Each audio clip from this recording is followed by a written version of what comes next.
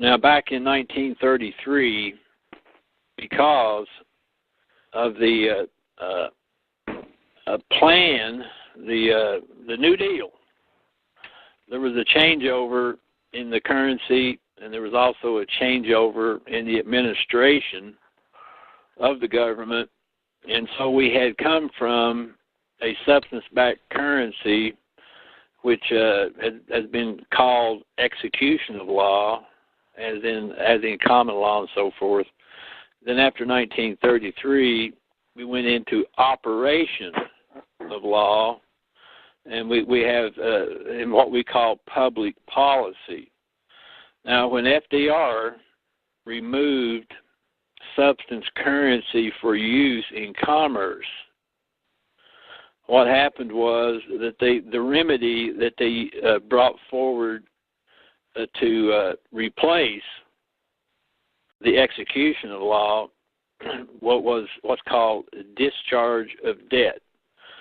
Now, this was fundamentally explained in House Joint Resolution 192 of the 5th of June, 1933, I think. Yeah, it's 33. And what it basically amounted to was the changeover into operation of law under public policy. Now, what happened at that time was the United States became a constitutor for the citizens of the United States. Now, that would be 14th Amendment type citizens. And so the remedy that was given to the United States citizens by the United States as constitutor was discharge of public debt. So that is the remedy that is available to all the citizens of the United States. Now, when we discharge a debt, the debt does not go away. It is simply put off to some future resolution. And so the debt remains, although the liability for the debt changes places. And so again, when we discharge a debt as a United States citizen, the liability for that goes back to the United States government. Now, this is what's called Treasury Direct. When we discharge a debt, Treasury Direct, in essence, we're talking about discharge back to the Office of International Treasury Control, because they are, in fact, the surety for the whole process. And so the discharge, that a citizen does, it discharges back to the United States, and then that liability for that debt rests upon the shoulders of the United States, and so the United States is the one that has to deal Treasury Direct with the surety, who in fact holds the gold by which all this commerce and so forth is carried on. Okay, so if we could maybe go more into the kind of problems that people are facing and to hands-on remedy. Sure. I got some people on the board that are kind of itching to address their issues. So where can you take us from there? Well, again, the reason why that I gave this history was so that people would understand the basis for what they're dealing with. And that is simply to demonstrate that what we're calling the IRS here in the United States is a corporation, and it is a debt servicer. Like a lot of people have gotten into a mortgage situation, and supposedly the mortgage was sold. Actually, the bank that you're probably dealing with on your mortgage is a debt servicer, in the same way that the Internal Revenue is a debt servicer. And so they're not the holder of the principal obligation. And so it's the same thing with the Internal Revenue here. They are not the holder of the principal obligation, and therefore they cannot claim, they cannot make the claim that they can actually enforce the debt because they're simply the servicer. And so people are, kind of barking up the wrong tree in many instances when they start to talk about, just what and who the IRS is, at least as it applies to the United States. And so again, the citizens of the United States, and I'll have to say that the citizens of the United States are generally that entity which is in all capital letter denomination. For instance, what people are calling their straw man. Uh-huh.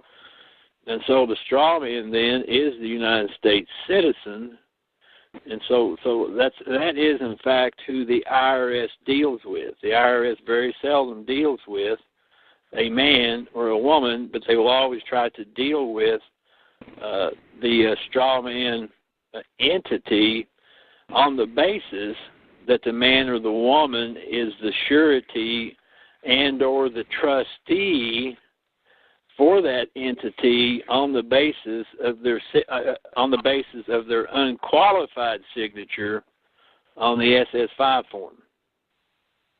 Now, it's a well-proven fact that the Internal Revenue Service is not a government agency, and they never have been. I mean, they were brought on shore in 1933, and they incorporated in Delaware. Right. So they are not an agency of the United States government, never have been, and never will be. So the best way to describe what people are calling the Internal Revenue Service is that they are a third-party debt collector. Now, does that ring any bells? Certainly, for those who have been around a little while and utilize some of the technology and so forth that we have been looking at, that you would certainly realize that the way to deal with a third-party debt collector is through Title 15 of the United States Code and not Title 26. Because apparently Title 26 deals with internal revenue as opposed to the Internal Revenue Service. Yes, you have to be very careful and look, people generalize, and that is, they do not make the distinction about just exactly who and what it is they're dealing with, and they sort of lump everything together in one big heap. But that's not correct. Again, if you're dealing with a third-party debt collector or a debt servicer, then the remedy is not in Title 26. The remedy has to lie in Title 15. Okay, so tell us more about that as far as individual situations. If somebody's got a lien or levy against them, or they're getting threatening letters, and so forth. Well, there's many ways to deal with that, and certainly a lot of we have developed over the years many approaches and many technologies to deal with some of these problems. And you can either do it on the private administrative side, or you can actually take the things into the public courts for resolutions to those problems. And so, anybody can pick and choose, whichever technique that they would think about to be perhaps the best solution to the problem. Now, one of the things that has been developed on the private administrative side is what is known as accepted for value. Now, a lot of people don't realize this, but accepted for value is private administrative procedure. It's on the private side. And so you're dealing with the acceptance on the basis that you are in fact going to guarantee payment, or you're going to guarantee the effect of payment by using the accepted for value technology. Because what we're doing with the accepted for value is that we're taking a incomplete instrument. If you look in your UCC, I think it's Article 3, I think Section 115, where it talks about incomplete instruments. When any kind of presentment comes, such as from the IRS, comes through the mail, usually comes in the form of mail fraud, for those of you who don't understand that. But anyway, it comes, and when it comes, it's an incomplete instrument, which means basically that it has no charge associated with the instrument. And so what we're doing with the acceptance for value is that we're actually charging the instrument and making it into a complete or a negotiable instrument. And so using the acceptance for value process, and by also listing on our acceptance our pass-through account for the exemption, for the tax exemption, and then returning it back to the offerer, we have completely completed our duty and responsibility, and then it's on the head of the one who made the presentation to settle the account, because they have everything within their power now to do so. So we have been using the accepted for value technology for at least 12 or more years to settle many of the IRS incomplete instruments that they seem so fond of wanting to send to us. And again, because the public is not informed as to the true nature of that presentment, then they fall victim under admiralty to a summary judgment. So the acceptance for value process is actually based upon the fact that the United States government is operating a Chapter 11 bankruptcy. Now, Winston, yeah. Regarding to accepted for value, I hear many times over and over that people have taken their instruments, accepted them for value, and sent them back, but oftentimes with no results. Well, as they suppose. Now, the first time that I used acceptance for value, it was in fact on an IRS situation, IRS presentments that were being sent to me, and it took two tries to get it done. And in another instance, I heard the story, even though I didn't know the gentleman, but I got it secondhand. But anyway, this individual had done an acceptance the exact same way 3 times before it was actually resolved. And so he had the interest of why that was, and so he actually called up and talked to some lady at the IRS and said, hey, you know, I did this thing 3 times in a row the exact same way. Why did it take 3 times? And the lady was frank with him and said, well, she said, we get this stuff coming in all the time. And she said, in reality, what we were doing was to see if you knew what you were doing. And so for that reason, they simply, you know, played ping pong with this situation. And then when the IRS, you know, finally became convinced that this individual knew what the heck they were doing, then they went ahead and adjusted the account as the acceptance for value had indicated. Now, you know, people, I'll have to say, you know, from my experience, that the vast majority of people who are attempting to use accepted for value technology probably have no idea what they're doing.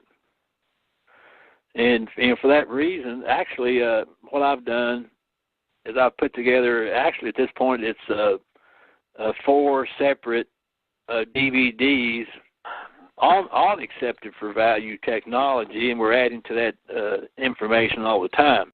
Now, back in 1933, because of the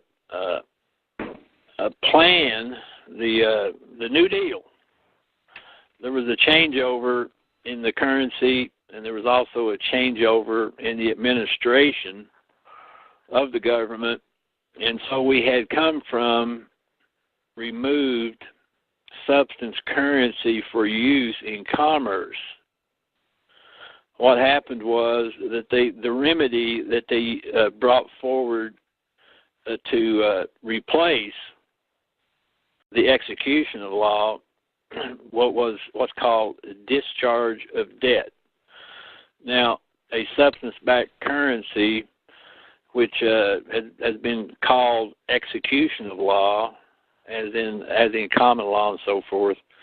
Then after 1933, we went into operation of law, and we have in what we call public policy.